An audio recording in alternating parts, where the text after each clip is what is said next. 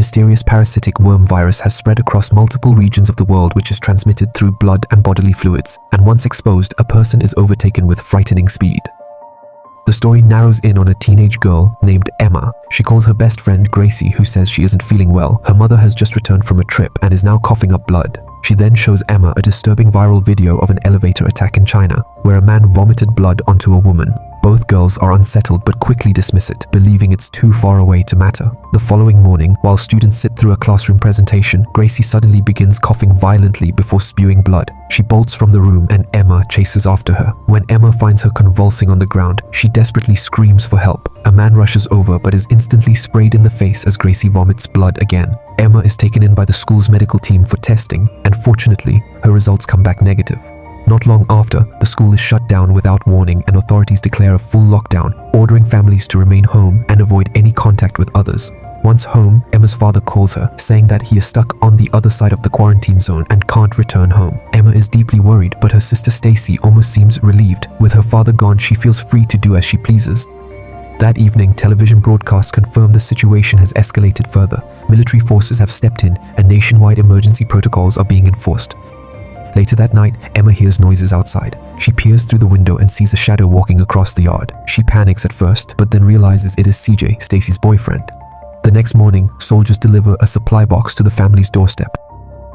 Inside are food, bottled water, masks, and other essentials to help residents survive lockdown. But the comfort doesn't last long. Another breaking report warns that several infected individuals have escaped quarantine facilities and are considered highly dangerous due to the virus's ease of transmission. That afternoon, as Emma works on her school assignments, Stacy casually announces that she and CJ are going to a party. Emma begs her not to go, warning her about the growing danger outside. But Stacy, stubborn and reckless, brushes off her sister's warnings and remains determined to sneak out. Just then, Emma receives a message from her boyfriend Evan and realizes Stacy had secretly used her phone to invite Evan to the very same party. Feeling cornered, Emma reluctantly agrees to join.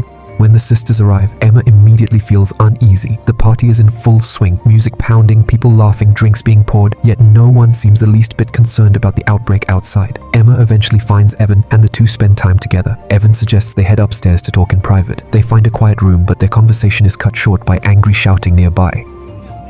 Emma follows the sound and finds Stacy screaming at CJ after catching him with another girl. Heartbroken and furious, Stacy storms out, with Emma chasing after her, trying to calm her down.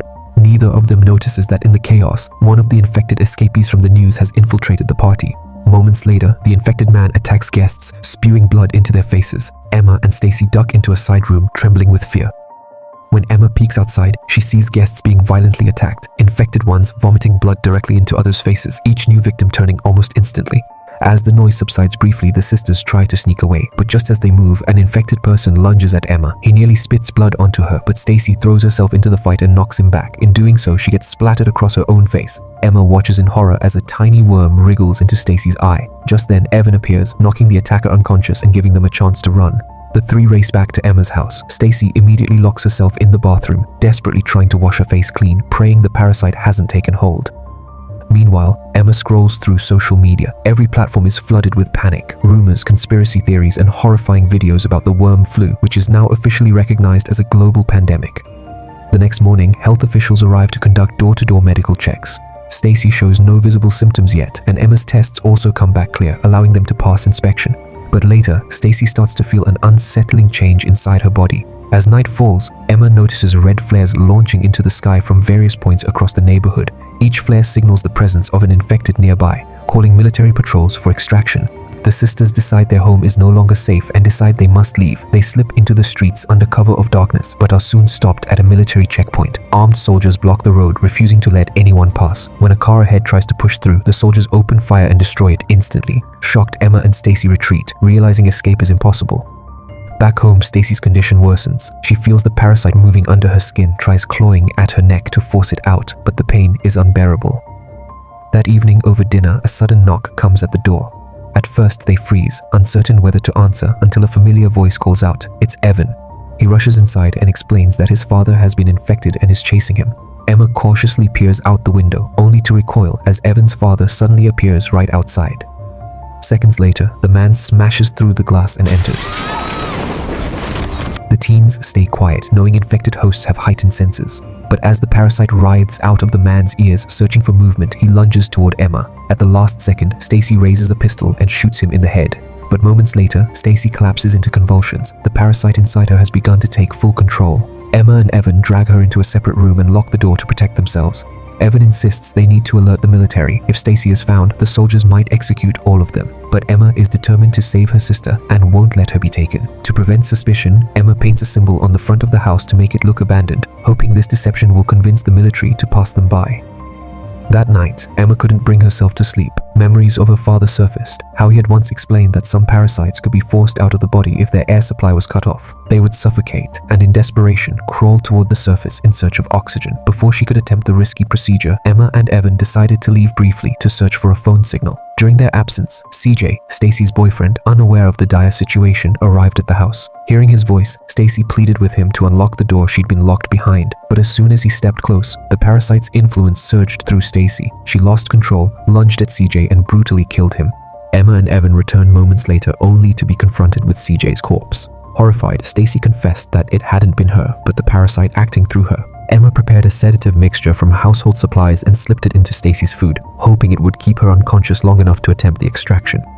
Once the sedative took hold and Stacy fell into a deep sleep, Emma taped over the small breathing hole that had formed at the base of Stacy's neck, cutting off the parasite's air. Almost immediately, the worm began to writhe inside her and pushed its way out of the wound. Emma quickly grabbed the worm-like parasite and started pulling. Midway through, Stacy suddenly woke up, realized what was happening, and grabbed hold as well. Together, they dragged the monstrous worm out of her body. When the parasite finally slithered free, Evan crushed it underfoot.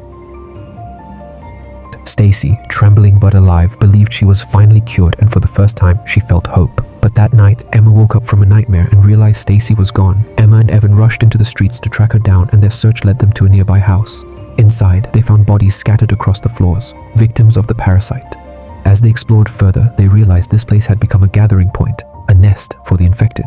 Emma accidentally tripped over debris, and the noise immediately drew the attention of the creatures, forcing Emma and Evan to sprint upstairs in panic. There, in one of the rooms, they found Stacy. She was terrified, exhausted, and ready to give up. She begged Emma to end her life, insisting she couldn't bear the torment any longer. Emma refused, clinging to the belief that her sister was cured. But Stacy suddenly convulsed and began transforming again. In the chaotic struggle, Emma's finger slipped on the trigger of her gun and she shot Stacy. The sound drew the infected closer, and with no time to grieve, Evan dragged Emma toward a window. They scrambled onto the roof just as the deafening roar of military aircraft filled the sky. Bombs began to drop across the area, targeting infected zones. With seconds to spare, Emma and Evan leapt from the rooftop into a pool below, barely escaping the massive explosion that consumed the house. By the next morning, the city had been reduced to rubble. Bruised, shaken, but alive, Emma and Evan wandered through the wreckage of their neighborhood. At a small shop, they came across a bulletin board covered in photos. To Emma's shock, one of the pictures was of her own family. Behind it was a handwritten note from her father, instructing her to head to her uncle's home, where both of her parents were waiting.